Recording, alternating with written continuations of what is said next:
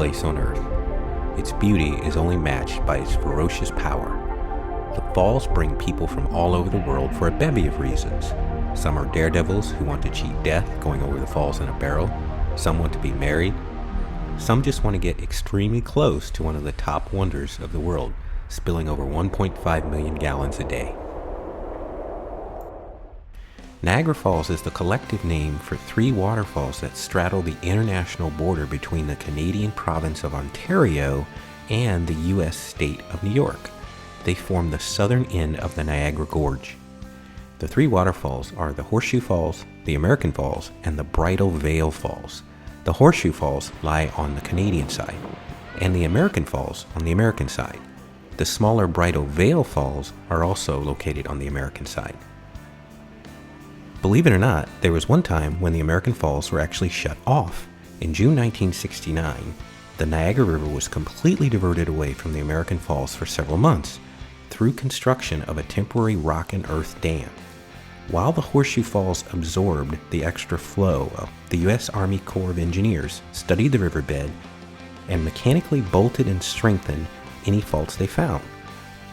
Faults that would have left untreated would have hastened the retreat of the American Falls. The falls were restarted in November 1969, restoring the flow to the American side. Located on the Niagara River, which drains Lake Erie into Lake Ontario, the combined falls form the highest flow rate of any waterfall in the world.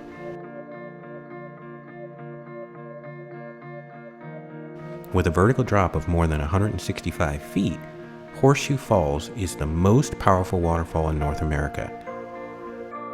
The Niagara Falls are renowned for both their beauty and as a valuable source of hydroelectric power. Managing the balance between the recreational, commercial, and industrial use has been a challenge since the 19th century. The Robert Moses Niagara Hydroelectric Power Station is a hydroelectric power station in Lewiston, New York, near Niagara Falls. Completed in 1895, the Niagara Falls plant was the first large plant in the world to generate and transmit electrical current by means of Nikola Tesla's polyphase alternating current system.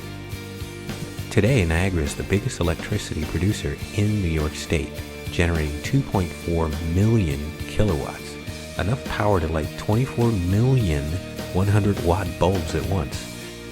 This low-cost electricity saves the state's residents and businesses hundreds of millions of dollars a year.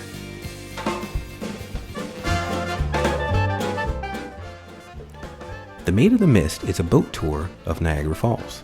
The actual boats are also named Maid of the Mist, followed by a different Roman numeral in each case. The boats start off at the calm part of Niagara River near Rainbow Bridge and takes its passengers past the American and Bridal Falls and then into the dense mist spray inside the curve of the Horseshoe Falls. It's also known as the Canadian Falls. The tour is available starting from either the Canadian or the American side, returning to the starting point in each case.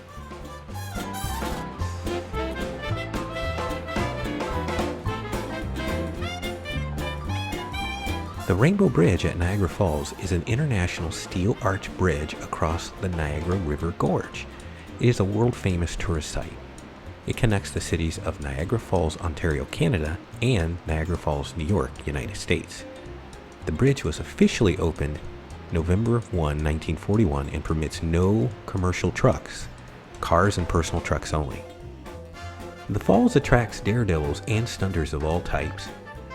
On October 24, 1901, a 63-year-old Michigan school teacher, Annie Edson Taylor, was the first person to go over the falls in a barrel as a publicity stunt. She survived, bleeding, but virtually unharmed. Maria Spelterini, a 23-year-old Italian woman, was the only woman to cross the Niagara Gorge on a tightrope. Today, stunting without park approval carries a maximum fine of $10,000. You may not know this, but you can actually see and feel what it's like to get behind the falls. Located at the brink of the Canadian Horseshoe Falls in the Table Rock Welcome Center is a tour called Journey Behind the Falls. Elevators take you 150 feet through bedrock to tunnels leading to two portals behind massive sheets of water.